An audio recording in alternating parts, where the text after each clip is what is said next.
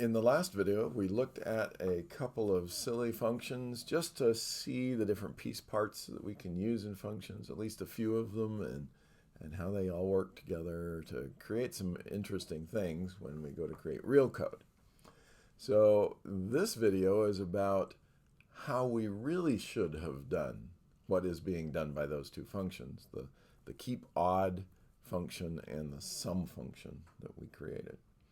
So if you look at line 4, you will see a single line of code that replaces the keep odds function. You'll see it's going to use a built-in function, a BIF, built-in function, BIF.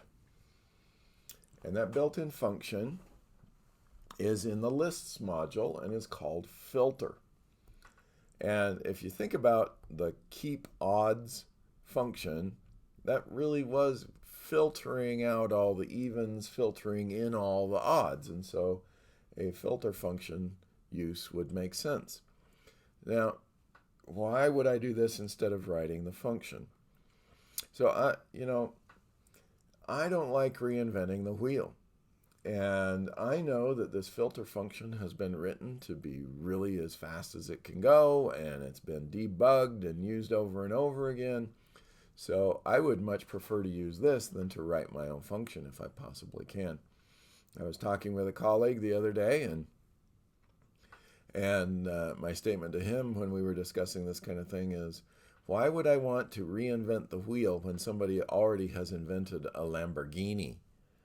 And that's the way I feel about these things. So filter, fold, map, those sorts of things are much better than, writing your recursion that will do the same thing, or in other languages, writing loops that will do the same thing. So let's look at this filter function, the use of it. And it has two parameters. The second parameter is called numbers. And I want to discuss that one first so that we can later look at this other thing. Numbers is just a list of numbers. It could be anything. It could be house numbers if you were wanting to send an email to everybody on one side of the street or the other side of the street for parking regulations or watering regulations or whatever, however you want to apply this. But so that's going to be an array, a list of numbers. The first parameter is called a fun. A fun in Erlang is known as a lambda in mathematics, and in Python it's also known as a lambda. In other places it's known as lambdas and many different names in other computer languages. Here it's known as a fun. It is a function that doesn't have its own name. They all start with fun. And you can see the fun keyword. You can find it there right after filter. Is the beginning of the first parameter. And that fun, that unnamed function, that lambda, is going to have a single parameter, which is n. And we are going to use n. We're going to do modulo 2 on n. And that's that rem operator. The absolute value of that, and compare it to 1. So that we know that we've got n, we know that n is either an odd number or not. So this fun is going to return true or false. It'll return true if it is odd, and it'll return false if it's not. And the filter function knows when it gets back a true that it should include that individual number in the result. And if it's false, it should not include it. So that's the way that one works. It's just true or false, telling filter to include or not include the number that it's currently looking at. So fold L, fold left is what that is short for. In other languages, you'll see it as reduce. For those that are curious, yes, there is a fold right, but we're going to look at fold left. And it has 3 parameters. Now, remember, this one is the one that's replacing sum. And that sum function had a list that was a parameter, and it also had an accumulator. And when you would use the sum function, you'd pass it a list and 0 as the initial value of the accumulator.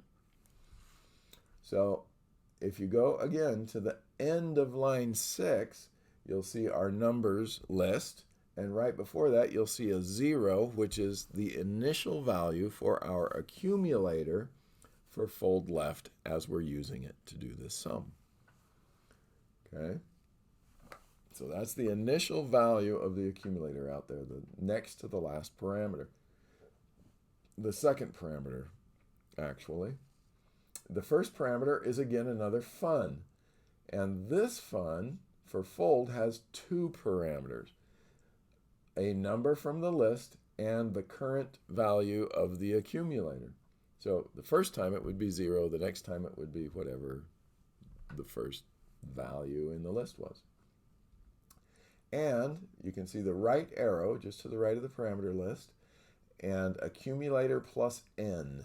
So we're going to read, so the value of this fun is whatever the accumulator is plus whatever the number is that's passed in. So again, fold left is going to look at each number in our list, pass that number and the accumulator to our fund, and then use the value of our fund as the new value of the accumulator. Okay.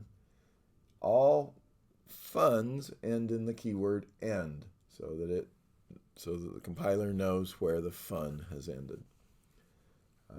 So this is what we should be doing instead of those other things. This is not specific to Erlang.